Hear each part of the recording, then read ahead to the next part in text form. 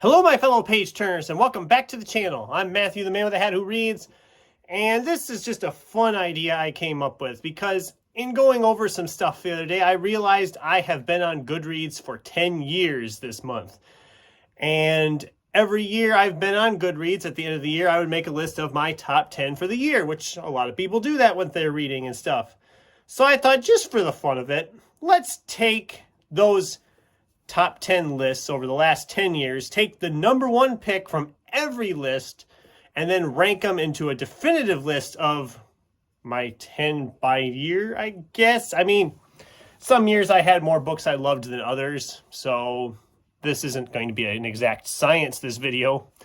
But I thought it'd be just a fun little thing to do, taking my top book of every year for the last 10 years, and then ranking them from my least favorite of the favorites to the ultimate favorite. So I got 10 books here, and we're just going to break down a few rules on this. Because I'm going by best of the year, authors could, in theory, double up. All of these books were first-time reads the year I read them. I have not reread any of these since then. Really should reread some of these. It's been a while on some of these. Anyway, let's just go ahead and dive right in with number 10. And number 10 is Every Crooked Path by Stephen James. Now, this was a prequel, the first in a prequel trilogy to his original Bowers Files series, and this was my favorite book of 2016.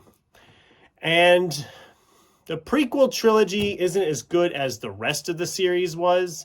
They're okay. The other two I thought were actually worse than this one. This one I really remember enjoying. And they're like an FBI serial killer mystery series.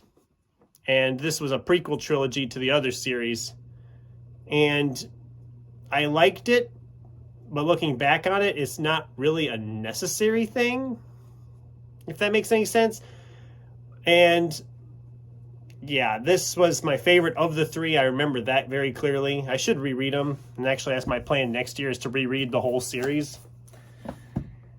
And speaking of that series, at number 9, my 2013 entry was Stephen James' The King from the Bowers Files. This was the second to last book in that original series. And everything that was kind of being set up all the way through was kind of brought to a head with this novel. The end of this novel really kind of set things up for the future novels. And I loved this series anyway. As a whole, it's probably one of my favorite thriller series of all time. And this was really setting up the last novel, which was really good too. The whole series was really good. But this, and actually all these books I'm talking about are really good. That's why they're here. But this one really, I think, of the series was my favorite, just because it's had such an ending that really set up the final book. And at some point, I want to do a video about the whole series in general. So that's something to save for another day. But I really enjoy that series. And that's the last from Stephen James, I promise. And I don't remember if I mentioned, but that was my 2013 pick. At number 8 was my pick from 2012. The first year I was doing Goodreads and my first real top 10. And that was Erin Morgenstern's The Night Circus. Now, this is a book I loved when I read it, but it's been 10 years. And so I really enjoyed this. I remember really enjoying this, and I'm not big on the romance genre anyway, but yet this one I found okay. I'm starting to wonder why I didn't talk about this book in my romance book video. We can't question that. Anyway, this was a book I really enjoyed. Love story set around a circus. They are magicians that are kind of competing against each other and fall in love. It's a fantasy, romance, mystery type thing. And it's one I would like to read again someday, just to see if it still lives up to the hype I remember it having. Someday. That's true of any of these. Number 7 is my 2021 pick. I'm not going to go into a lot of detail on this because I've talked about it enough times. That's T.J. Klune's The House in the Cerulean Sea. If you are new here and haven't seen any of my other times I've talked about this book, it's a great book. Fantasy. It's like a warm hug. I think I've used them words before, and that's all I'm going to say. It's number 7 from 2021. All right. These final 6, this is where the list got hard. It was really easy on those first few to rank them in, but then after that it got hard because as I was trying to make this list, all of these last 6 was my top 1 overall. But at my number 6, because this is how I finally settled it, was my 2014 entry, and it's still my favorite Stephen King book of all time, Different Seasons. All 4 of these stories are so different, and I enjoyed all 4 of them. And this was my first real foray into Stephen King. In 2014 was my first real foray into his stuff. And the main reason I read this was because of The Shawshank Redemption. Saw the movie, loved it, wanted to read the story it was based on. Read the other stories in this collection, loved all of them, like I said. And it's probably turned me on to reading more of Stephen King's stuff. So I can't thank this book enough for that. But yeah, this was one in the running for my top spot. But I settled it up at number 6. Number 5, my 2020 entry. And this was actually the last book I read in 2020. So this list would have been different if that other book would have been there. And this one wouldn't have got finished. But this was V.E. Schwab's The Invisible Life of Addie LaRue. I loved this book so much. I have no words for this. People have raved about this book, and that's why I picked it up. I really enjoyed this, and it was my favorite of 2020, and for good reason. If you haven't read this one, read this. I would love to dive back into this book at some point or another, but that's true of all of these. So number 4, my 2018 entry was Matt Haig's How to Stop Time. Now, I'd read some of Matt Haig's stuff before and found it okay, but this one I think kind of put me over the top on him. I mean, it's kind of a love story, but the character's been alive for centuries. He doesn't want to connect to anybody because obviously he doesn't age. So it's almost like the movie Age of Adeline, only with a guy as the protagonist. And this, I loved this book. I really did. And it's another one I don't know why I didn't talk about in my romance video. I have to redo the romance video next year. I'm more of a softie than I realized. Who knows? But that was my number 4 entry from 2018.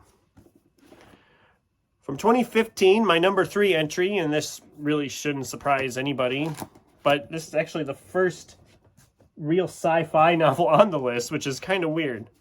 It's the only sci-fi novel on the list. Wow, I really screwed that up. Anyway, Andy Weir's The Martian. This was my first Andy Weir novel.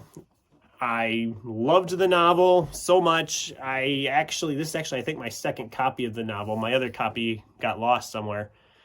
And loved the movie, loved the book.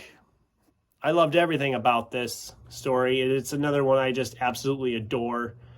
And his other stuff I haven't loved as much as this one. I thought Artemis was just okay, and Project Hail Mary was close to the greatness of this one, but this one is still my clear favorite of Andy's stuff.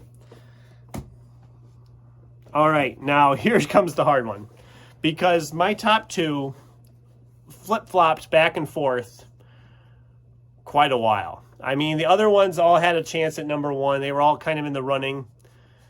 But then when I started placing them, I ended up with these last 2. And these last 2 both competed so hard for that top spot because I love both of them, and they're both very different books. But I finally think I got it where I wanted it. And at number 2, I have Taylor Jenkins Reid's Daisy Jones and the Six. People were raving about this book, and I told myself, I'm not going to like this book because this book just seems out of my typical read thing.